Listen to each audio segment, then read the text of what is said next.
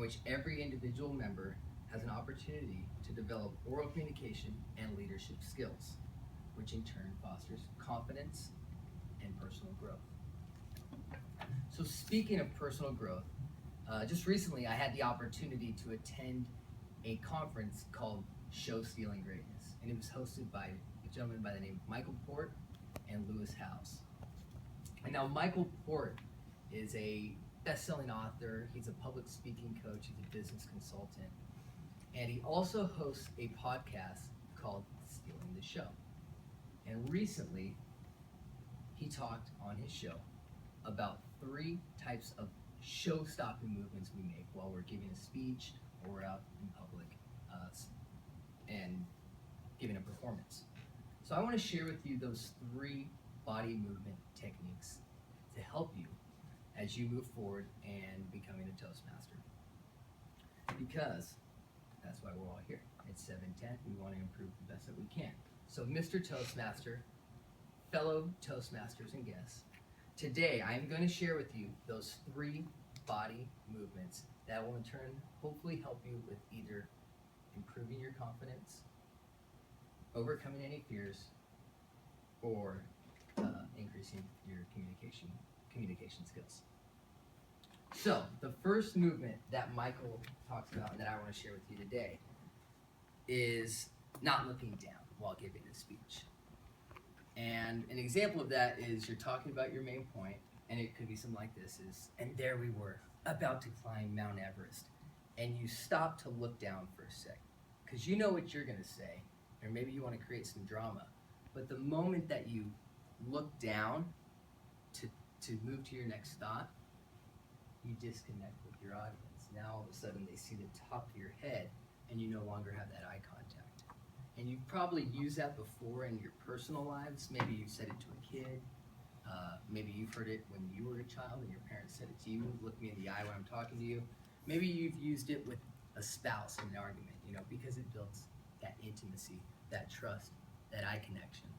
So the first movement that helps you with improving your confidence or overcoming any fears is when you are speaking, make sure that you're always looking up. Eye in the sky is what I like to call it. You can still use it to hold a place while you're giving your speech, but just don't look down, because like I said, all of a sudden the audience starts to see the top of your head.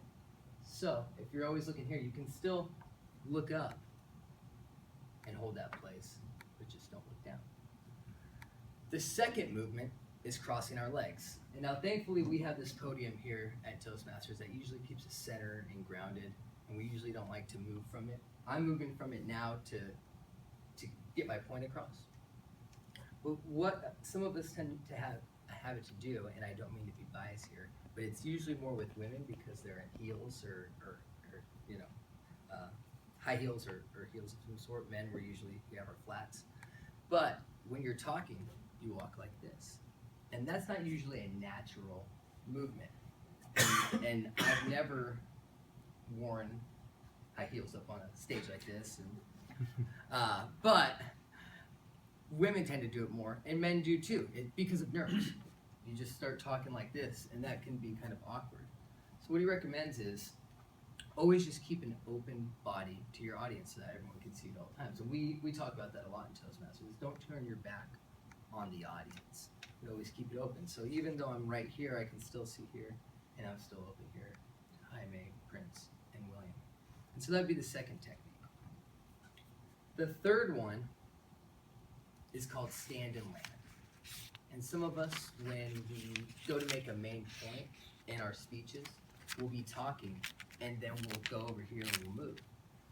So the audience really can sometimes miss exactly what you're going to say. So if you stand and land, for example, like if you're about to say, and there I was, about to save the baby kittens from the burning house, you got to stand and land it, or whatever your story might be. To each, will have their own story. But if you're moving while making your main points, the audience can sometimes miss exactly what you're going to say. So, with that being said, the 3 techniques to help you improve your confidence, overcome any fears, and increase your communication are those 3 steps right there. So I know we're all committed being here at 7:10 today to being the best Toastmasters we can be, and I hope by listening today that it's somehow in some way helped you with improving your communication, overcoming your fears, and increasing your confidence. Mr. Toastmaster.